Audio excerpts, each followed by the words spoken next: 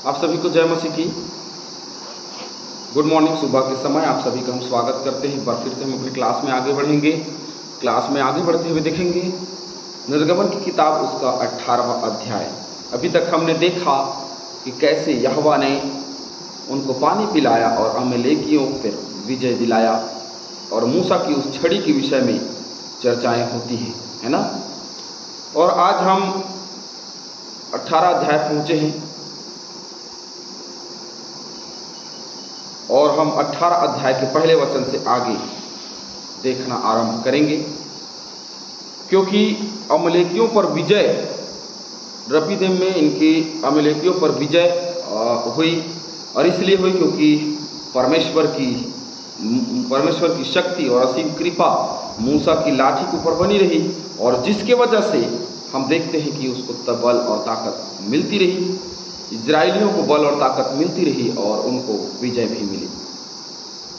जब तक हम उसकी ओर, जब तक हमारा हाथ उठा रहता है या उसकी ओर हमारा मन या ध्यान लगा रहता है, तब तक परमेश्वर यहोवा हमें शक्ति प्रदान करता है।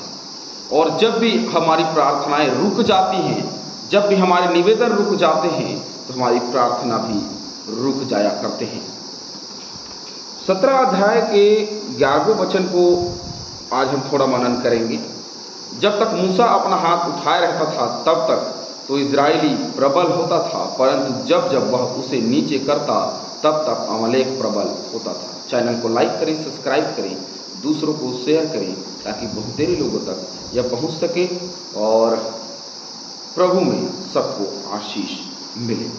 न जाने हमने कितने ऐसे ही चैनलों को सब्सक्राइब करके रखा होगा, लेकिन जब सुसमाचार के प्रचार की बात आती है तो बहुत कम लोग हैं जो चैनल को सब्सक्राइब करते हैं। हमारे सुसमाचार प्रचारक जो हैं उनके चैनलों में देखते हैं कि बहुत कम सब्सक्राइबर होते हैं।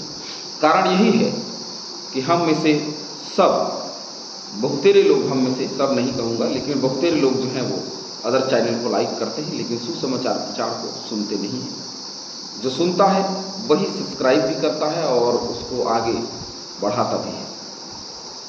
तो मेरी ही नहीं, हर एक वो चैनल को आप सब्सक्राइब करें जो मसीही कार्यक्रम से या सुसमाचार के प्रचार से, गीतों से जुड़ा हुआ है, उसको आप प्रचार भी करें, उसको सब्सक्राइब भी करें, लाइक भी करें, शेयर भी करें, साथ ही साथ उसको सुने भी, उसको देखें भी। केवल सब्सक्राइब करके छोड़े नहीं, परंतु उसको देखें कि वचन में क्या है, कितनी भरपूरी है, कितनी उसके अंदर में गहराई है, उसको देखें, है ना।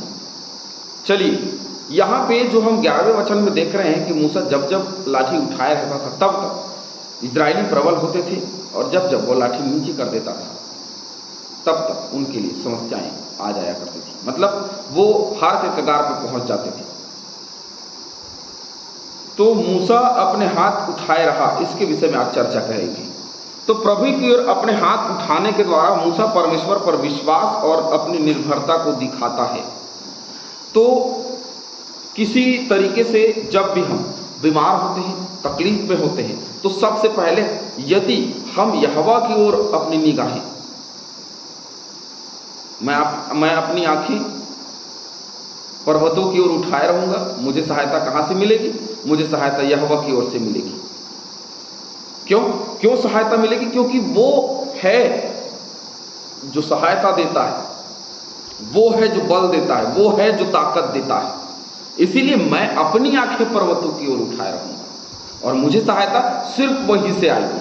कहां से? परमेश्वर यहोवा का, उसके स्वर्गीय स्थान से, उसके चरणों से, उसके सामर्थ्य से, उसके स्वर्गदूतों के द्वारा, उसके पवित्र आत्मा के द्वारा मेरे जीवन में कार्य होगा।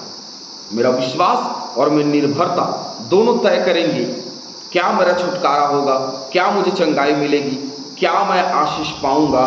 तो मेरा विश्वास और मेरी निर्भरता, मेरा विश्वास कितना है और कहाँ है, और मेरी निर्भरता कहाँ है। देखिए, निर्भरता का मतलब समझते हैं लोग जो है निर्भर रहते हैं किस पे? अपने धन दौलत पे। बिल्कुल सही सुनो, लोग धन दौलत में निर्भर, बीमार पड़ गए, हाँ चलो डॉक्टर के पास इलाज कराने चले जाते हैं, वो डॉक्टर जो है 500 रुपये लेगा फीस, और क्या लेगा, दवाई गोली लिखेगा 5000 का हो जाएगा। चलो, पैसे पर भरोसा रखने वाले लोग। और उसके बाद में सब इलाज कराने के बाद में आ गए, फिर ठीक नहीं हुआ, फिर आते हैं पास्टर साहब बहुत दिन से हमारे तो है बीमार चल रहे हैं, हमारे बच्चे बीमार चल रहे हैं, पास्टर साहब प्रार्थना करिए। तो निर्भरता कहाँ होती है? पहले अपने साधनों पर हम निर्भर रहते हैं, जो हमारे पास में साधन है हम उस पर निर्भर रहते हैं, और उसके बाद में हमारी निर्भरता कहाँ जाती है? परमेश्वर के ऊपर। जब कुछ नहीं बन पड़ता, जब कुछ नहीं होता, तो हमारी निर्भरता परमेश्वर के ऊपर में जाती है। लेकिन हमारा विश्वास और हमारी निर्भरता कहाँ होनी चाहिए? परमेश्वर पे होनी चाहिए।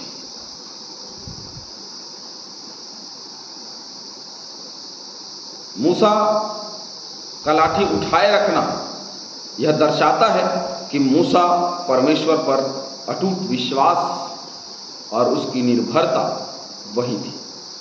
लेकिन आज हम जो है ना, हमारी निर्भरता और हमारा विश्वास कहीं और है। कहाँ है हमारा विश्वास? कहाँ गया हमारा कहाँ गया वो हमारा निर्भरता जो उन दिनों में शुरुआती कलीसिया में थी? लौ लगा करके प्रार्थना करना। छुड़ाने के लिए वो रोम की जेल नहीं गए, छुड़ाने के लिए वो अंताकिया की बंदीगिरी में नहीं गए, परंतु लौ लगा करके एक स्थान पे प्रार्थना करते रहे। और अपने आप ही पौलुस जैसे लोग, पतरस जैसे लोग जो प्रभु की सेवा दासगण थे वो छूट गए, पर स्वर्गदूतों ने उनको मार्ग दिखाया, स्वर्गदूतों ने उनको छुड़ा लिया। क्यों? क्योंकि उनकी निर्भरता, उनका विश्वास केवल परमेश्वर पे था। आज की कलीसिया को देखिए, आज की कलीसिया की निर्भरता और विश्वास कहाँ है? कहीं नहीं दिखाई देता। चांदी के सिक्कों में, सोने के सिक्कों में, पैसों में कुछ रखा नहीं है, लेकिन फिर भी हमारी निर्भरता वहां है। हमारे साधनों पर हमारी निर्भरता रुकी हुई है, टिकी हुई है। और हमारा विश्वास और निर्भरता ही तय करते हैं कि हमें चंगाई मिलेगी, नहीं मिलेगी, शिफा मिलेगी, नहीं मिलेगी, उद्धार मिलेगा, नहीं मिलेगा। यदि मेरी निर्भरता परमेश्वर पे है तो सचमुच में मेरा उद्धार होगा। इसमें कुछ बातों को देखेंगे। पहली बात, दो बात हम देखेंगे। पहली बात, इज़राइल की शक्ति व जय परमेश्वर पर विश्वास, इज़राइल की शक्ति व जय परमेश्वर से निरंतर प्रार्थना, विश्वास, आज्ञाकारिता पर आधारित है। किन बातों पर आधारित है? इज़राइल की शक्ति और जय जो अमेलेकियों पे उनको मिला वो किस पर आधारित है? प्रार्थना, विश्वास और आज्ञाकारिता। क्योंकि मूसा लाठी ऊपर किए हुए, इसका मतलब यह है कि वो प्रार्थना कर रहा है और विश्वास है, इसीलिए प्रार्थना कर रहा है। और आज्ञाकारिता है क्योंकि मूसा को कहा तू लाठी उठाए रहना, वो आज्ञाकारिता है। आज्ञा मानता रहा वो परमेश्वर की, और जय उसको मिल गया। मैं और आप एक स्तंभ है, और उस स्तंभ को वो चाहता है परमेश्वर कि हम उसकी आज्ञाकारिता में रहें, हम उसके विश्वास में रहें, हम उनसे निरंतर प्रार्थना करते रहें, नित्य दिन प्रार्थना करते रहें, हर समय प्रार्थना करते रहें, हर समय हम लगे रहें। लेकिन हमारा जो ध्यान है वो कहीं और है, हमारा ध्यान जो है कहीं और है। हम जब भी फोन उठाते हैं कुछ और चीज़ों के ऊपर मन हमारा रहता है। जब भी हम दो चार लोगों के बीच में बैठते हैं, हमारा ध्यान किसी और व्यक्ति के ऊपर में, एक व्यक्ति विशेष के ऊपर में रहता है। हमारी बातचीत, हमारा वार्तालाप वहां रहता है, संसार की बातों पर रहता है, आत्मा की बातों पर नहीं। क्यों? क्योंकि हम आज्ञाकारिता में नहीं, अनाज्ञाकारिता में विश्वास रखते हैं। जब मूसा की प्रार्थना रुक गई, देखिए प्रार्थना रुकने से क्या होता है? प्रार्थना जब तक चलती रही, निर्भरता, विश्वास, आज्ञाकारिता जब तक चलता रहा तब तक ठीक। लेकिन जब रुक गई तो परमेश्वर के लोगों तक ईश्वरीय शक्ति का प्रवाह रुक जाता था। इब्रानियों 7:25 निकालिए।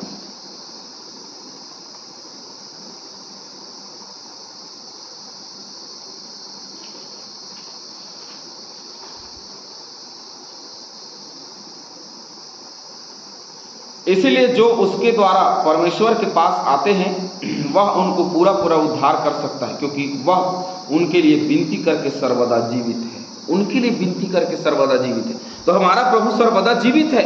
तो ये परमेश्वर के लोगों तक ईश्वरीय शक्ति का प्रवाह तब रुक जाता है जब हम प्रार्थना करना बंद कर देते हैं। अन्यथा उसने मृत्यु को इसीलिए प्राप्त किया या उसने इसीलिए यहां प्राण दिया कि हम तक शक्ति पहुंचे, हम तक सामर्थ्य पहुंचे। उसके लहू ने जय पाया इसीलिए ताकि हमको शक्ति और सामर्थ्य मिलती रहे।